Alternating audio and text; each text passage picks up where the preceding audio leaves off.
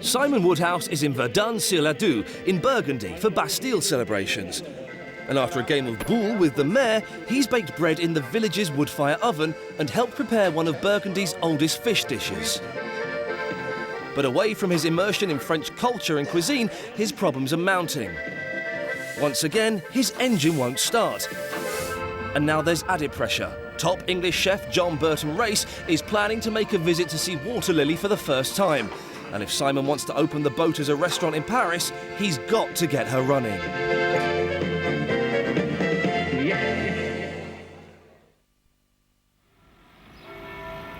Simon's been invited back to Yves' restaurant, Les Trois Maries, to help him prepare what's going to be a hectic Bastille Day lunch.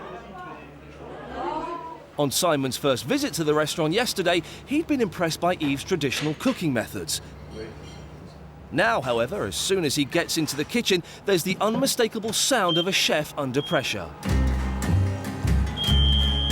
Yves is running the kitchen single-handed and he's expecting over 100 lunch guests. On his own, Yves has resorted to freezing the fish they prepared yesterday and is now banging it into a microwave. It's not what Simon expected at all. He barely manages to hide his surprise, but gets stuck in anyway.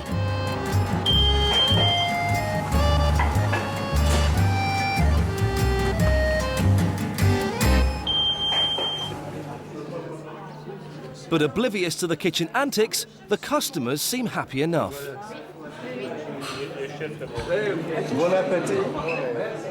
It's been a real eye-opener for Simon. Even French chefs can resort to cutting corners when the going gets tough. It's another warning for Simon, with Paris just 4 weeks away. It's been a frantic 24 hours for Simon, and now it's going to get even tougher. John Burton Race, who's been helping Simon with the difficult challenge of opening a restaurant in Paris, is on his way. He's used to travelling in style. The rugged charms of Water Lily might not be to his taste. So this is it, is it? This is the restaurant. The restaurant? What do you expect for a pound? Not much. Good to see you. Good to see you. Yeah, God, what a heap, though. John heads straight to the kitchen. He's starting to look doubtful. Yeah, it's not bad. There's a Zanussi flame failure. Yeah. My first viewpoint when I saw the galley, the kitchen, was that you wouldn't like health and hygiene to be down there giving you any inspection. All those lit up and all this very dry wood, don't know. With his sort of attitude, I'm sure it'll be all right. If he can get this thing to Paris, then the actual cooking will be easy, I think. John's keen for a bit of messing about on the river. But first, can Simon get the engine started? Slippy as well, but do be careful. Yeah. And this is the beast. Fire up. Oh, this may take half an hour yet. This is ridiculous. Oh, yeah, something happened then? Yeah, I fell over. Oh. How long do you have to spend to try and start this up? An hour a day, normally.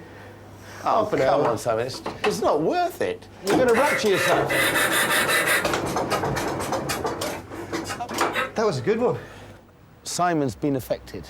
I think the boat's taken over. He's not making any sense at all. And I suppose he's so far into it now that he doesn't know how to say enough's enough. Machinery, cars, I love cars. But if they don't work, I don't want it. I'll get another one. And what I'd like to see is that this thing takes up a little less time so that he can concentrate much more on the food and the cooking and the dishes that he needs to do. Come on.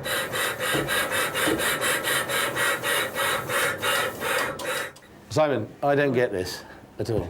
I just don't get it. In another world, he'd be in a straitjacket. After 3 hours, John is at the end of his tether, ready to go home. But suddenly, the unimaginable happens.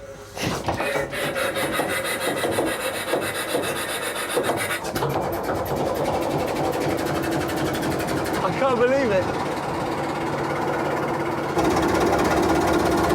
But it's nice to be out on the water, though, isn't it? Oh, it's lovely. On a day like today, anyway. He's got to the point where he won't give up, and whatever happens, he'll get it there. He's got a lot of willpower. yeah, I admire that. He's got a lot of mental strength. And I can see the beauty of a boating life on the canals, really. It is quite spectacular. It seems that John has been inspired by Simon and Water Lily, but as ever, he's still defiant. Once that place is open and it's called a restaurant ready to serve customers in Paris, they're going to be a real tough audience, and he better deliver. And the French, I can assure you, never take prisoners. It's been a really tough day for Simon. 3 hours work to get the engine going, an ear bashing from John Burton Race, and hardly any sleep have put him in a foul mood. Oh, off with that. It's me off coming in the moment of sleep. Both of them are exhausted and ready to sleep. It's hardly the Hilton. John's having to sleep under the kitchen sink in case it rains. Luxury. It's like having a four-poster bed. Good night, Simon. Good night, John, boy. It's been a week since John Burton Race advised Simon to get back into cooking, but the boys have done just the opposite and carried on working on the boat. This time, though, it's all been about the restaurant. Simon's now got a working cooker with a properly installed gas system. This is the absolute minimum piece of equipment for me to cook for 16 people on it. He's also got a fridge freezer. €240 because it's damaged. Well, hey, that suits me. It's got a big dent in the side. I can live with that. No one's ever going to see it. It's all starting to feel like a real working kitchen. I mean, it's just lovely at the moment to see it coming together. And I've got a slot for my knives under there. I've got boards going on. In a little way, I'm just starting to cook in my kitchen for the first time. He's even started to think about his Paris menu. Yeah, the menu will be a complete story of the journey. A showcase to all these guys that I met. And it would be so easy to be led off the track and start to fancy it up. I don't believe in that, but you get led that way. All that's needed now is some inspirational cooking. Simon's decided to invite the owners of the marina and their wives for a poshus meal on Water Lily. It'll be a test to see how he'll cope using the kitchen for the first time. Simon wasn't too impressed with the way Yves cooked his poshus during the Bastille Day lunch and thinks he can do it better. The guy's on his own. He's got 70 covers. He's got one girl working part-time with him. He can't afford any more because French tax is hammering him. And the way he survives is flour sauces, ding it in the microwave. But that's, to be honest, how most kitchens in England survive. That's the ding, ding, ding, dippy, doppy method. It's not what I'm about. I like to cook it fresh, but then I'm only cooking for 16 people, so there's the difference. Let's see what they got. So he's come to the local fish market to source his fresh ingredients. Well, they got some trout, good-sized fillets on those. Something about the river fish I found was the fillets were so small and bony, I wasn't really enjoying it, so I was fighting the bone side. I'd really like to lift the fillets off. This is Nile perch. It's a bit of a common fish these days. But it's going to be appropriate for the river fish. And I've got trout, Nile perch, and if I can catch myself a pike, then I'll be in business. Le filet, le premier là. Et 50. Merci. Au revoir. Bonne journée. Et bonne caméra. Au revoir. Bye-bye. This time, Simon wants his shipmate John to help him in the kitchen. With the restaurant in mind, it'll be a dry run to see how well they work together. Well, as I'd never cooked it before, and we ended up in a place where guys chuck it in a microwave, it just, that's what actually happens in the real world. So all I can do now, really, is interpret how I think a dish like this should be cooked. Poshus is a simple fresh dish, but the balance in the sauce is crucial. He's using trout, Nile perch and pike. The main difference with Simon's recipe is that he'll be reducing his stock down rather than thickening with flour. Now, see, that could be a good little fish soup all on its own. Having watched how the French do it, Simon is going to bake his own bread in his own oven. This is one of my favourite bread recipes. It's just salt and pepper bread.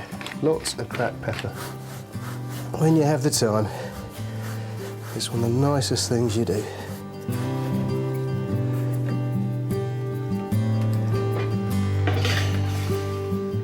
He'll use it to toast the croutons as well, another fresh touch. To complement such a rich dish, Simon's gone back to a British stalwart, mashed potato with plenty of butter and cream. Feeling hungry. With the fish now ready to be poached in white wine and garlic, just what is it that makes his sauce so different from Eve's? That's the fish stock that I made earlier, reduced right down. That's the white wine from the cooking of the fish. Bring it up to a bit of heat, a bit of cream in there, and set it or thicken it just a little bit with egg yolk. With the guests arriving, all that remains are the final touches to the dining area.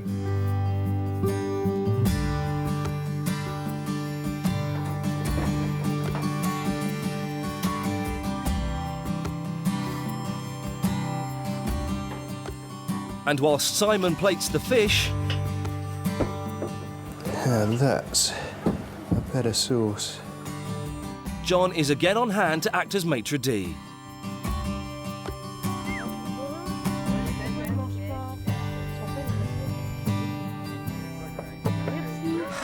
John, the sous chef.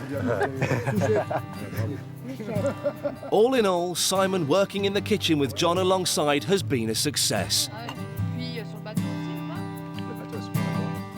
They may be flying the flag for French food, but they're doing it in their own style.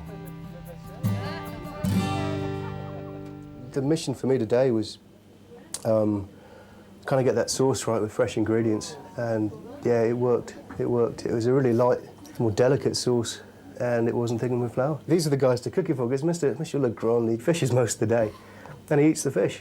This is a guy that eats river fish all the time, so he's a happy man. I'm a happy man. That's a good thing. Mais là, vraiment, rien à redire. Parfait, parfait, sublime. Next time on Floating Kitchen, Simon tries to make cheese. Goat's cheese will never taste the same. He's on the hunt for mushrooms, Finally got a set. and he's cooking for vegetarian monks. But no one's told him that they're not allowed to consume alcohol.